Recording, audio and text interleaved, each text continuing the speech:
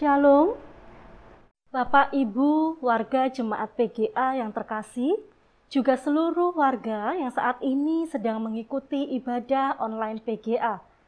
Salam sehat, Tuhan pasti memberkati. Kiranya semangat kita tidak pernah kendor dan bahkan semakin terus membara. Bapak Ibu, sebelum kita bersama-sama mengikuti ibadah online PGA, mari kita arahkan hati kita dengan bersaat teduh.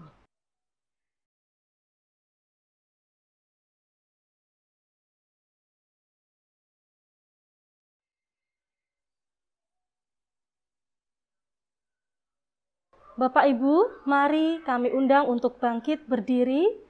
Kita memuji bersama dengan kidung pujian dari Kidung Jemaat 242, baitnya yang pertama dan yang ketiga.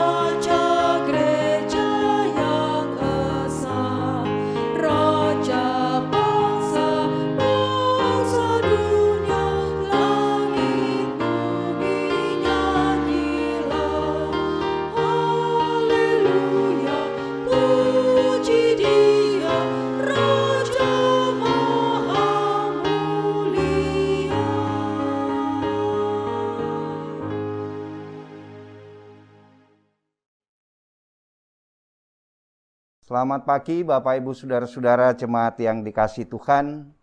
Selamat pagi Bapak Ibu jemaat yang ada di PGA. Selamat, salam sejahtera, semoga Tuhan senantiasa menyertai saudara-saudara. Semoga Bapak Ibu Saudara-saudara dalam keadaan sehat semuanya. Mari Bapak Ibu yang dikasihi Tuhan, kita bersama-sama persiapkan hati kita untuk masuk dalam ibadah minggu pada saat ini, dan mari kita mengambil saat teduh. Di dalam hati kita masing-masing, baiklah kita ungkapkan pengakuan yang demikian. Bahwa sesungguhnya pertolongan kita adalah di dalam nama Allah Bapa, yang menciptakan langit dan bumi, yang tetap setia untuk selama-lamanya dan yang tidak pernah meninggalkan pekerjaan tangannya. Salam damai sejahtera dari Allah Bapa di surga dan dari Tuhan Yesus Kristus menyertai saudara-saudara. Amin. Jemaat disilakan duduk kembali. Jemaat yang dikasihi Tuhan, firman Tuhan yang melandasi dan mengawali ibadah kita pada pagi ini kami ambilkan dari kitab Roma pasal 12 ayat yang pertama. Saya kira Bapak Ibu Saudara-saudara cukup kenal dengan ayat ini. Kitab Roma pasal 12 ayatnya yang pertama yang demikian bunyi firman Tuhan. Karena itu saudara-saudara, demi kemurahan Allah aku menasehatkan kamu, supaya kamu mempersembahkan tubuhmu sebagai persembahan yang hidup, yang kudus, dan yang berkenan kepada Allah. Itu adalah ibadahmu yang sejati. Amin.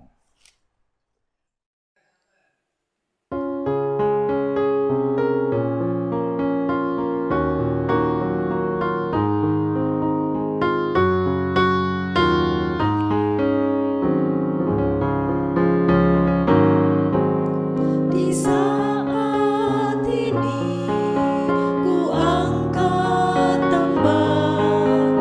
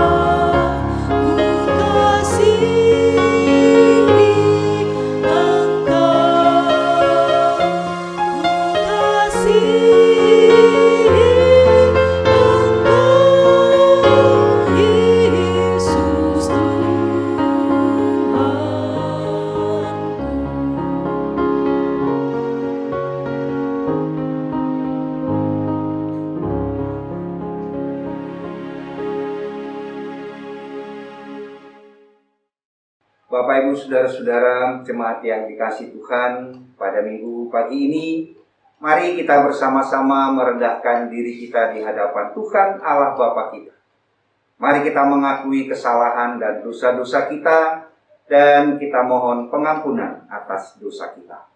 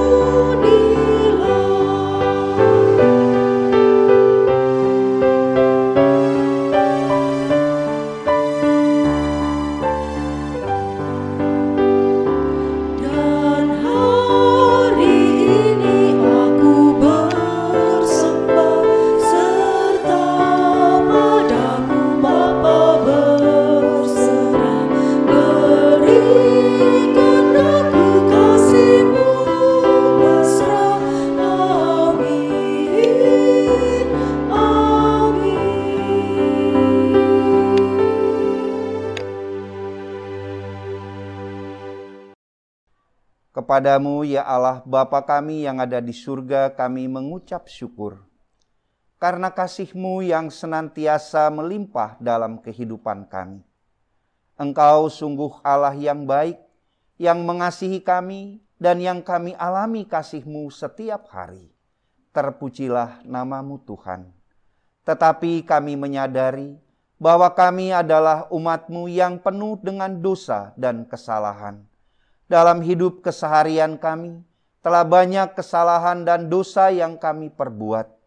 Kami mengakui kami seringkali menyakiti hati Tuhan dan menyakiti hati sesama kami melalui perkataan, pikiran, dan perbuatan kami, sehingga telah menjerumuskan kami ke dalam dosa.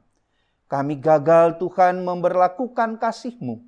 Suara-Mu seringkali tidak kami dengarkan, tertutup karena keprihatinan, kesibukan, dan keegoisan kami. Karena itu Tuhan, pagi hari ini, dengan menundukkan kepala penuh penyesalan, kami mohon belas kasih-Mu. Bapa, ampunilah kesalahan dan dosa-dosa kami. Angkatlah hidup kami dari lumpur dosa. Bersihkanlah kami dengan darah-Mu dan jadikanlah kami tahir. Kami mohon pengampunan atas dosa kami Bapa, hanya di dalam nama Tuhan kami, Yesus Kristus. Amin. Jemaat yang dikasihi Tuhan, sesungguhnya Tuhan Allah Bapa kita adalah Allah yang penuh kasih, yang bersedia memberi pengampunan pada setiap orang yang mengakui dosa-dosanya. Demikian kesaksian firman Tuhan yang diungkapkan dalam kitab Mika pasal 7 ayat 18 dan 19 yang demikian bunyinya.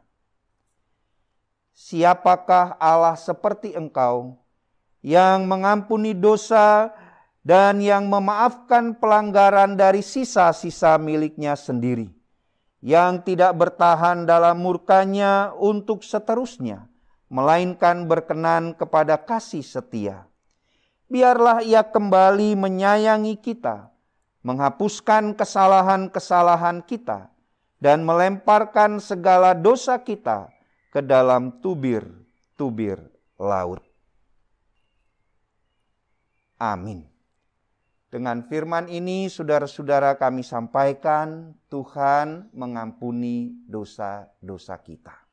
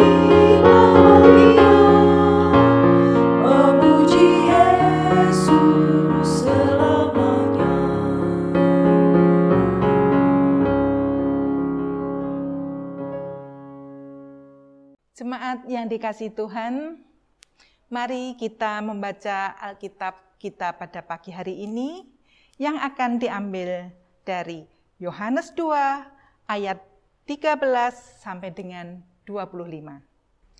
Yohanes 2 ayat 13 sampai dengan 25. Sebelum kita membaca firman Tuhan pada pagi hari ini, terlebih dahulu mari kita berdoa. Bapa kami yang ada di surga, Bapa yang penuh kasih, terima kasih ya Bapa untuk penyertaan-Mu. Karena pagi hari ini Engkau telah berkenan mengumpulkan kami untuk mendengarkan, merenungkan firman-Mu. Bapa yang ada di surga, kiranya Bapa Engkau buka pintu hati kami. Teduhkanlah hati kami yang berkelora. Jernihkanlah pikiran kami yang keruh. Kiranya Roh Kudus menuntun mengurapi kami, menguasai hati kami, membiarkan firman-Mu masuk di dalam hati kami. Bapa yang Maha Kasih, kami menyerahkan kepada Bapak Walter Kalangi yang akan menyampaikan firman-Mu. Kiranya Bapa, Engkau taruh kata-kata di dalam lidah dan pikirannya, sehingga apa yang menjadi kehendak-Mu yang akan tersampaikan kepada kami. Bapa yang Maha Kasih, seluruhnya kami serahkan kehidupan kami hanya ke dalam tangan-Mu yang penuh dengan kuasa. Biarlah pagi ini kami boleh menerima makanan rohani kami. Dalam Yesus Kristus kami berdoa. Amin. Yohanes 2 ayat 13. Ketika hari raya Paskah orang Yahudi sudah dekat, Yesus berangkat ke Yerusalem.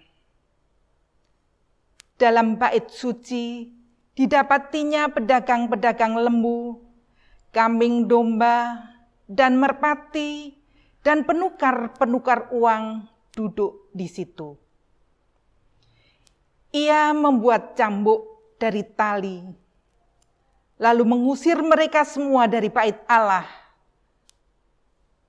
dengan semua kambing, domba, dan lembu mereka. Uang penukar-penukar dihamburkannya ke tanah dan meja-meja mereka dibalikkannya. Kepada pedagang-pedagang merpati ia berkata, "Ambil semuanya ini dari sini. Jangan kamu membuat rumah Bapakku menjadi tempat berjualan." Maka teringatlah murid-muridnya bahwa ada tertulis, "Cinta untuk rumahmu menghanguskan aku." Orang-orang Yahudi menantang Yesus, katanya, "Tanda apakah dapat engkau tunjukkan kepada kami bahwa engkau berhak bertindak demikian?" Jawab Yesus kepada mereka, "Rombak bait Allah ini, dan dalam 3 hari aku akan mendirikannya kembali." Lalu kata orang Yahudi kepadanya, 46 tahun orang mendirikan bait Allah ini, dan engkau dapat membangunkannya dalam 3 hari? Tetapi yang dimaksudkannya dengan bait Allah ialah tubuhnya sendiri. Kemudian sesudah ia bangkit dari antara orang mati, barulah teringat oleh murid-muridnya bahwa hal itu telah dikatakannya, dan mereka pun percaya akan kitab suci dan akan perkataan yang telah diucapkan Yesus. Dan sementara ia di Yerusalem selama hari raya Paskah, banyak orang percaya dalam namanya, karena mereka telah melihat tanda-tanda yang diadakannya. Tetapi Yesus sendiri tidak mempercayakan dirinya kepada mereka, karena ia mengenal mereka semua, dan karena tidak pernah seorang pun memberi kesaksian kepadanya tentang manusia, sebab ia tahu apa yang ada di dalam hati manusia. Demikian bacaan firman kita pada pagi hari ini. Berbahagialah kita yang mendengarkan, membaca dan merenungkan, serta melakukannya dalam hidup kita sehari-hari. Amin. Selamat pagi Bapak Ibu Saudara-saudara, teman-teman yang ada di PGA. Selamat bertemu kembali, semoga Tuhan senantiasa menyertai, memberi saudara-saudara sehat, dan memberkati saudara-saudara. Bapak Ibu yang dikasihi Tuhan, mari kita coba merenungkan firman Tuhan yang telah kita baca tadi. Dalam Yohanes pasal 2 ayat 13-25. Kisah ini bercerita Tuhan Yesus itu saudara-saudara membersihkan bait Allah. Nah, kita sudah tentu tahu cerita ini Bapak Ibu saudara-saudara. Namun demikian memang ada banyak penafsiran. Ada yang mengatakan itu adalah sebuah drama begitu, sesuatu yang sudah disetting. Ada yang mengatakan tidak. Nah, pada pagi ini kita tidak mempersoalkan itu. Tetapi baiklah kita mencari apa pesan Injil Yohanes dalam bagian Alkitab yang kita baca.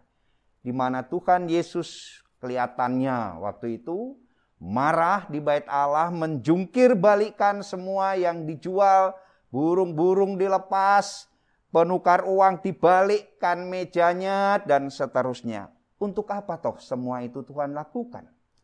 Banyak orang saudara-saudara bertanya, ini kok Tuhan Yesus berubah, yang biasanya lemah, lembut, kalem, sekarang kelihatan beringas, ngamuk, bawa cambuk, dan seterusnya. Saudara-saudara yang dikasihi Tuhan dan yang mengasihi Tuhan, dalam teks yang kita baca ini, Injil Yohanes mau menyampaikan ini yang perlu kita pegang. Bahwa Tuhan Yesus ingin mengajak. Tuhan Yesus mengajak orang untuk menyadari bahwa kehidupan di bait Allah itu sudah morat-marit. Kehidupan di bait Allah itu sudah porak-poranda. Bapak Ibu bisa bayangkan, waktu itu adalah masa raya mau Paskah. Banyak orang ke bait Allah dan ingin membawa persembahan. Dan persembahan yang dipersembahkan itu tidak boleh bercacat, Bapak Ibu saudara-saudara. Jadi kalau kita membawa burung merpati, membawa anak domba, itu pasti diperiksa oleh para imam di situ. Kalau ada cacat, tidak boleh masuk, tidak boleh dipersembahkan. Ada banyak orang sudah mempersiapkan dari rumah, baik, bagus, tidak ada cacat. Tapi ketika sampai ke bait Allah, Bapak Ibu saudara-saudara, oleh para imam-imam dikatakan ini tidak bisa. Jadi terpaksa beli yang dijual di situ.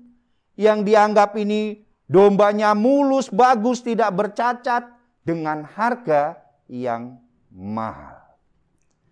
Persembahan di bait Allah tidak juga berlaku, uang yang dibawa umum, dinar, tidak berlaku. Uangnya khusus, Bapak Ibu saudara-saudara.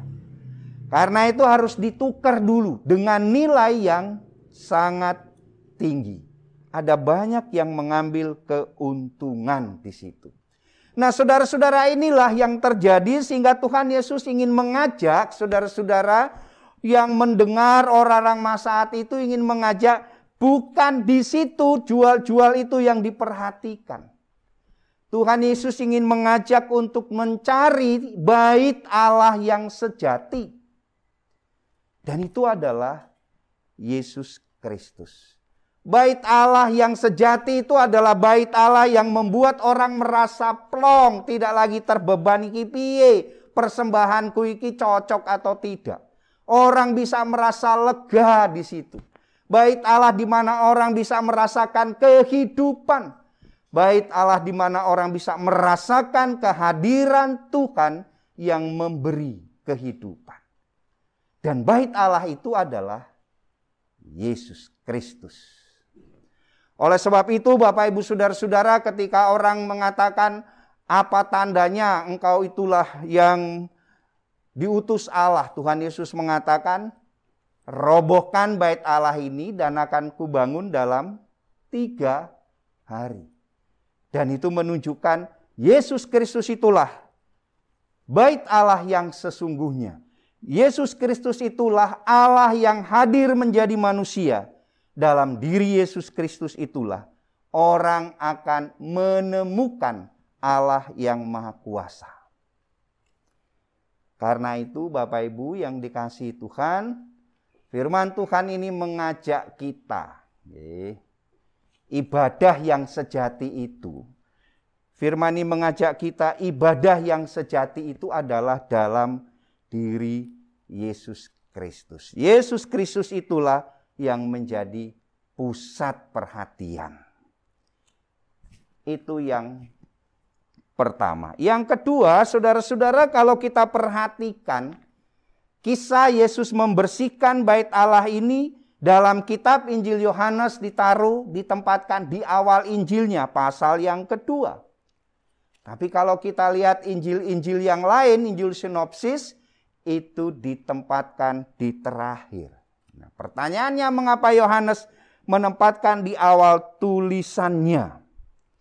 Saudara-saudara yang dikasihi Tuhan, Yohanes dari awal ini ingin menekankan sejak awal ajakan Tuhan Yesus pada orang, yaitu bait Allah yang sesungguhnya bukan lagi berada, saudara-saudara, pada apa yang diciptakan manusia. Gedung batu-batu yang bertingkat itu. Tetapi sekarang bait Allah yang sejati itu adalah berpusat pada karya Tuhan Yesus sendiri. Yesus Kristus itulah bait Allah yang sejati. Nah, Bapak Ibu, saudara-saudara yang dikasihi Tuhan dan yang tentu juga mengasihi Tuhan. Teks ini untuk mengingatkan kita. Bapak Ibu, mengingatkan kita. Ibadah yang benar itu bukan di gereja saja. Ibadah yang benar itu lalu di mana? Yaitu hidup keseharian kita. Hidup kita di tengah keluarga, di mana kita menghadirkan Allah. Hidup kita di tengah tempat kita kerja, di mana Yesus hadir. Di mana kita bertingkah laku sama seperti Tuhan Yesus. Itu sudah ibadah. Di awal tadi Rasul Paulus mengatakan, persembahkanlah tubuhmu. Bukan tubuh kita ini lalu nyemplung ke kantong persembahan. Hidup kita itu adalah persembahan, di mana kita dalam hidup kita dimanapun kita berada. Hidup yang mencerminkan Allah, kehendak Kristus. Hidup yang menghadirkan Kristus. Itu adalah ibadah yang sejati. Jadi ibadah yang sejati itu tidak lagi terpaku pada satu tempat, tetapi ibadah yang sejati itu adalah hidup diri kita yang selalu memancarkan dan mencerminkan kasih, mencerminkan kehendak Tuhan. Hidup yang berpusat pada Kristus. Makanya kalau Tuhan Yesus itu mendobrak semua itu, Tuhan Yesus mau mengatakan, sekarang setelah dia hadir di sini, bukan lagi bait Allah itu yang utama, tapi adalah Yesus Kristus itu sendiri. Karena itu Bapak Ibu saudara-saudara, mari kita bersama-sama dari teks ini, kita juga hidup untuk mencari Kristus dalam hidup kita. Mari kita buka hati hidup kita hadirkan Tuhan dalam hidup kita. Dan kalau Tuhan itu hadir dalam hidup kita, konsekuensinya apa Bapak Ibu saudara-saudara? Kalau Tuhan hadir dalam hidup kita, itu artinya, saudara-saudara, penyertaan, pertolongan Tuhan selalu siap di dalam kehidupan kita. Kalau Kristus hadir dalam hidup kita, maka berkat, penyertaan, pertolongan Tuhan juga akan hadir dalam hidup kita. Jadi apakah Tuhan selalu bisa hadir dalam hidup kita? Nah, kita sekarang mengkoreksi diri kita. Sebenarnya ibadah kita itu ibadah yang kepada siapa dan di mana. Firman ini mengajak kita, mari kita beribadah yang terfokus pada Tuhan. Kenapa demikian?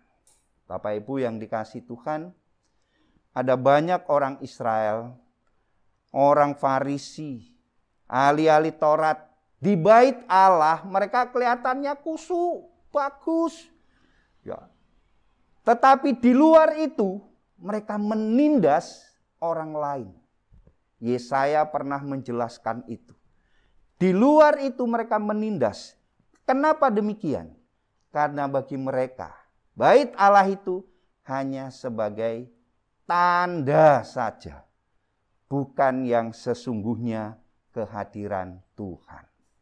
Yesus Kristus itulah Tuhan. Yesus Kristus itulah bait Allah. Setiap kita datang kepadanya dimanapun kita berada. Meskipun kita hanya di rumah, nggak di gereja, Bapak Ibu saudara-saudara. Kita hadirkan Tuhan di situ dalam ibadah doa bisa. Rumah kita pun itu menjadi bait Allah. Jadi tidak usah khawatir Bapak Ibu beribadah di rumah itu piye. Boleh Bapak Ibu saudara-saudara. Ibadah di rumah itu juga berarti ibadah kepada Tuhan selama Tuhan yang kita hadirkan di situ. Caranya menghadirkan Tuhan itu gimana toh? Buka hati kita. Mari kita menjadikan hidup kita bercahaya, mencerminkan kasih Tuhan. maka Tuhan akan hadir di tengah hidup kita. Dan kehadiran Tuhan akan menguatkan, menolong, dan memberkati kita. Selamat memasuki masa raya Paskah, Bapak Ibu Saudara-saudara. Baiklah kita menyadari di masa raya Paskah yang akan kita lakukan ini, Yesuslah pusat segalanya. Yesus Kristus itulah bait Allah yang sejati. Bait Allah yang menghadirkan kehidupan. Bait Allah yang membuat kita bisa plong. Carilah Dia dan marilah kita hidup dengan menyembah Tuhan. Semoga firman Tuhan ini menguatkan kita semua dalam ibadah pada pagi ini. Tuhan memberkati saudara-saudara. Amin. Mari kita berdoa. Seringkali ya Tuhan dalam hidup kami, ibadah kami menjadi tidak bermakna karena kami berpusat pada apa yang ada. Seringkali Engkau tidak kami hadirkan dalam ibadah dan dalam hidup kami. Lewat firman ini kami menyadari Tuhan, bahwa ibadah yang sesungguhnya, bait Allah yang sesungguhnya adalah Engkau Kristus yang telah mati dan bangkit. Ajarilah kami untuk mempersembahkan tubuh kami, kehidupan kami yang mencerminkan kasih dan kehendak-Mu. Karena itulah ibadah yang sejati. Amin. Jemaat terkasih, mari kita mengucapkan pengakuan iman kita. Kami undang Bapak Ibu untuk bangkit berdiri. Pengakuan iman rasuli. Aku percaya kepada Allah Bapa yang Maha Kuasa, Khalik langit dan bumi, dan kepada Yesus Kristus, Anak-Nya yang tunggal Tuhan kita, yang dikandung daripada Roh Kudus, lahir dari anak darah Maria, yang menderita di bawah pemerintahan Pontius Pilatus, disalibkan, mati, dan dikuburkan, turun ke dalam kerajaan maut.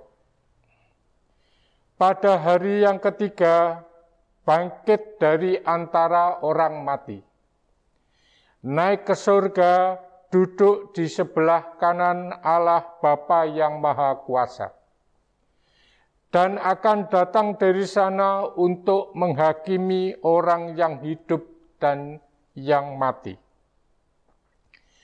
Aku percaya kepada Roh Kudus, gereja yang kudus dan am, persekutuan orang kudus, pengampunan dosa, kebangkitan daging, dan hidup yang kekal. Kami persilahkan untuk duduk kembali.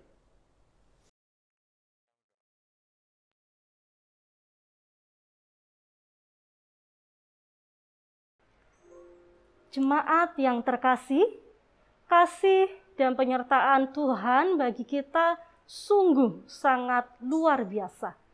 Untuk merespon kasih Tuhan, mari dengan penuh kesetiaan dan dengan penuh ketaatan kita mempersembahkan yang sebelumnya. Mari kita baca dari Mazmur 86 ayat yang ke-12. Demikian firman-Nya. Aku hendak bersyukur kepadamu ya Tuhan dengan segenap hatiku dan memuliakan namamu untuk selama-lamanya. Sebelum kita mengumpulkan persembahan, mari kita berdoa terlebih dahulu. Tuhan Yesus, terima kasih untuk semua berkat yang telah Tuhan berikan di dalam kehidupan kami. Kiranya Tuhan senantiasa mengurapi kami dengan kasih dan kemurahan-Mu, serta Tuhan apabila saat ini kami ingin mempersembahkan sebagian dari apa yang kami miliki, kiranya Tuhan yang sendiri akan mengelola, memberikan hikmat, dan menggunakannya untuk segala kemuliaan Allah. Haleluya, amin. Mari Bapak Ibu, Bersama-sama kita pujikan Kidung Jemaat 393, baitnya yang pertama dan yang ketiga.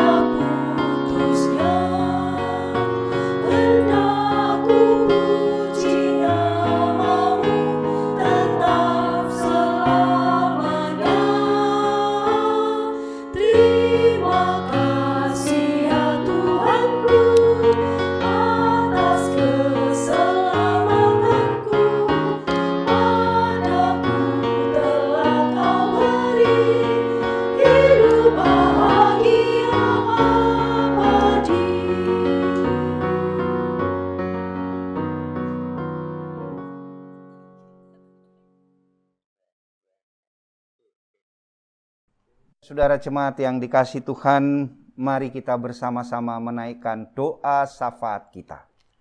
Mari kita bersama-sama masuk dalam doa. Mari kita berdoa. Ya Tuhan Allah Bapa kami yang ada di surga, Allah yang baik yang senantiasa mengasihi kami. Kami bersyukur kepadamu ya Tuhan karena kasih-Mu yang kami alami setiap hari. Terima kasih ya Tuhan. Kini kami berdoa menyerahkan ke dalam tangan-Mu, umat-Mu, jemaat-Mu Tuhan yang ada di PGA. Kami mohon Engkau kiranya menyertai dan memberkati, memberi kekuatan dan kesehatan, menjauhkan dari segala penyakit dan mara bahaya. Dan Bapa di surga, biarlah Engkau menghindari umat-Mu dari ancaman virus corona. Bentengilah kehidupan umat-Mu dengan kuasa-Mu Tuhan. Bungkus tutup dengan kasih-Mu, agar umat-Mu di PGA terhindar dari COVID-19. Terima kasih ya Bapa. Kami juga berdoa menyerahkan ke dalam tangan-Mu ya Tuhan saudara-saudara kami yang dalam keadaan sakit, yang tidak dapat kami sebutkan satu demi satu. Kami mohon Tuhan kiranya Engkau berkenan menilik keberadaan mereka. Ulurkan tangan-Mu yang penuh kuasa itu. Jamahlah ya Tuhan, karena sentuhan tangan-Mu kami percaya penuh dengan kuasa penyembuhan. Biarlah Engkau juga berkenan memberkati setiap obat yang diminum, dokter yang menangani, agar semua menjadi sarana kasih-Mu untuk kesembuhan saudara-saudara kami yang menderita sakit. Kami juga berdoa Tuhan untuk usaha dan pekerjaan umat-Mu, di tengah-tengah situasi pandemi COVID-19 ini. Kami mohon penyertaan Tuhan. Kami mohon Engkau berkati Tuhan. Biarlah semua usaha umat-Mu boleh berhasil dan pekerjaan boleh dilakukan dengan baik. Dan melalui semua itu dapat merasakan berkat-berkat Tuhan. Mereka yang kehilangan pekerjaan karena masa pandemi ini, Tuhan beri kreativitas untuk mampu berusaha sedemikian rupa, dan biarlah Engkau yang berkati sehingga berhasil. Terima kasih ya Bapa di surga, kami berdoa untuk umat-Mu yang lanjut usia, kami mohon Tuhan berkati pula. Beri kekuatan, kesehatan Bapa agar dapat menikmati hari tua dengan penuh sukacita. Pendidikan anak-anak jemaat-Mu yang dilakukan melalui daring Tuhan, kami mohon juga Engkau menyertai dan memberkati. Beri semangat belajar bagi anak-anak-Mu di masa pandemi ini. Dan biarlah Engkau buka akal pikiran mereka agar dapat mengikuti setiap materi pendidikan daring dengan baik. Dan biarlah berhasil meraih masa depan yang baik juga. Terima kasih Bapa, kami mau berdoa untuk gereja-Mu. Kami serahkan pelayanan di gereja-Mu di GKJW Rungkut dan di Pepantan Gunung Anyar ini. Kami mohon Tuhan berkati dan sertai agar berjalan dengan lancar. Terkhususnya ya Tuhan, kami serahkan jemaat-Mu yang ada di Pepantan Gunung Anyar ini Tuhan. Dalam ibadah yang dilakukan secara daring seperti sekarang ini. Biarlah semuanya ini Tuhan boleh membawa semangat baru bagi umat-Mu dalam beribadah. Biarlah umat-Mu ya Tuhan tetap memiliki kerinduan untuk beribadah kepadamu. Dan pelayanan yang dilakukan secara daring ini ya Tuhan, Engkau kiranya berkati agar semua menjadi berkat bagi umat-Mu. Serta menumbuhkan semangat untuk tetap setia dan beribadah kepadamu. Terima kasih ya Bapa di surga. Kami berdoa untuk bangsa dan negara kami. Kami mohon Kau menyertai dan memberkati pemerintah kami. Berilah hikmat kebijaksanaan bagi pemerintah kami di tengah-tengah situasi pandemi ini. Agar mampu mengambil keputusan yang tepat di berbagai situasi. Baik persoalan politik dan ekonomi. Terkhususnya Tuhan bijaksanakanlah pemerintah kami dalam menangani COVID-19. Vaksin yang sudah mulai beredar kami mohon Tuhan berkati pelaksanaannya. Agar semua berjalan dengan baik. Sehingga kami punya harapan Tuhan untuk lepas dari pandemi ini. Dan memasuki kehidupan normal kembali. Terima kasih ya Bapa di surga. Kami serahkan kehidupan kami kepadamu. Biarlah Engkau tetap berjalan di depan kami. Menerangi setiap langkah kehidupan kami. Ampunilah kesalahan dan dosa-dosa kami Bapa. Semua ini kami naikkan kepadamu Bapa dalam nama Tuhan Yesus. Yang mengajar kami berdoa, doa Bapa kami. Yang akan kami ucapkan bersama-sama yang demikian. Bapa kami yang di surga, dikuduskanlah namamu. Datanglah kerajaanmu. Jadilah kehendak-Mu di bumi seperti di surga. Berilah kami pada hari ini makanan kami yang secukupnya. Dan ampunilah kesalahan kami. Seperti kami juga mengampuni orang yang bersalah pada kami. Dan jangan bawa kami ke dalam pencobaan. Tetapi lepaskanlah kami dari yang jahat. Karena Engkaulah yang empunya kerajaan. Dan kuasa dan kemuliaan sampai selama-lamanya. Amin. Jemaat yang dikasihi Tuhan, saya undang Bapak Ibu Saudara-saudara untuk berdiri dan mari kita bersama-sama menutup ibadah ini.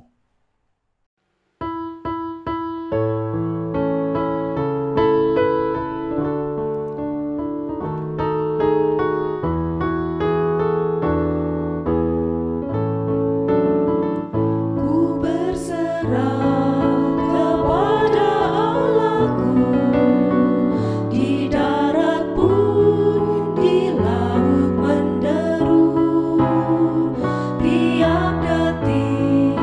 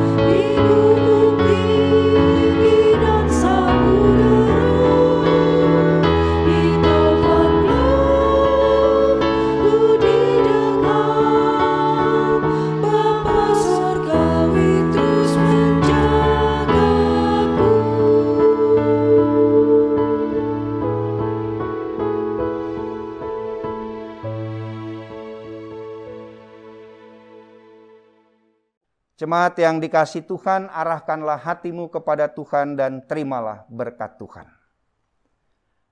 Anugerah, rahmat, dan damai sejahtera dari Allah Bapa di surga melingkupi kehidupan saudara-saudara. Kasih Tuhan Yesus Kristus yang luar biasa menerangi setiap perjalanan kehidupan saudara-saudara, serta kuat kuasa Roh Kudus menyertai, menguatkan, dan memberkati kehidupan saudara-saudara, mulai dari sekarang sampai kekal selama-lamanya. Amin.